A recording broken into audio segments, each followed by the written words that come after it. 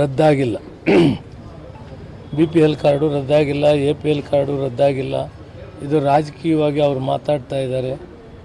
ಈಗ BPLು ಇಡೀ ರಾಜ್ಯ ದಕ್ಷಿಣ ಭಾರತದಲ್ಲೇ 80% ಇದೆ.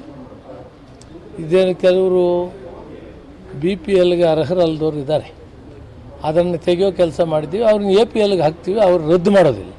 ಅವ್ರಿಗೆ ಬೇರೆ ಬೇರೆ ಸೌಲಭ್ಯಗಳು ಏನು ಬೇಕಾದರೆ ಸಿಗ್ಬೋದು, APL ಇರ್ತಾರೆ, ರದ್ದು ಮಾಡೋದಿಲ್ಲ. BPL ಕಾರ್ಡು ರದ್ದಿಲ್ಲ, APL ಕಾರ್ಡು ರದ್ದಿಲ್ಲ. ಯಾರು BPLಗೆ ಅರ್ಹರಲ್ವೋ ಅಥವಾ ಅನುಕೂಲಸ್ಥರಿದ್ದಾರೆ, ಇನ್ಕಮ್ ಟ್ಯಾಕ್ಸ್ ಪೇ ಮಾಡ್ತಾರೆ, ಅಂಥವ್ರನ್ನ APLಲ್ಲಿ ಇಡ್ತೀವಿ ಇಷ್ಟೇ.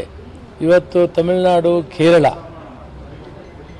ಆಂಧ್ರ ಪ್ರದೇಶ್, ತೆಲಂಗಾಣ ಯಾವುದೂ 50 ಮೇಲೆ ಇಲ್ಲ, ನಮ್ಮಲ್ಲಿ 80 ಭಾಗ ಇದೆ. ಅಂದರೆ ಬಂದಂಥ ಸರ್ಕಾರಗಳು ಬರ್ತಾ ಮಾಡ್ತಾ 6.5 ಕೋಟಿ ಜನದಲ್ಲಿ 4.5 ಕೋಟಿಗೆ ಫಲಾನುಭವಿಗಳಿದ್ದಾರೆ, ಅರ್ಥ ಮಾಡ್ಕೊಳ್ಳಿ. ಆದ್ದರಿಂದ ಇದರಲ್ಲಿ BPLಗೆ ಅರ್ಹರಲ್ಲದೆ ಇರೋರನ್ನ APLಲ್ಲಿ ಇಡೋ ಕಾರ್ಯಕ್ರಮ ಪ್ರಕ್ರಿಯೆ ಶುರು ಮಾಡಿದ್ದೇವೆ. ಅದಾದ ತಕ್ಷಣ ಮತ್ತೆ ಹೊಸದಾಗಿ ಕೆಲವರಿಗೆ BPL ಕಾರ್ಡ್ ಸಿಕ್ಕದೆ ಇರಬಹುದು.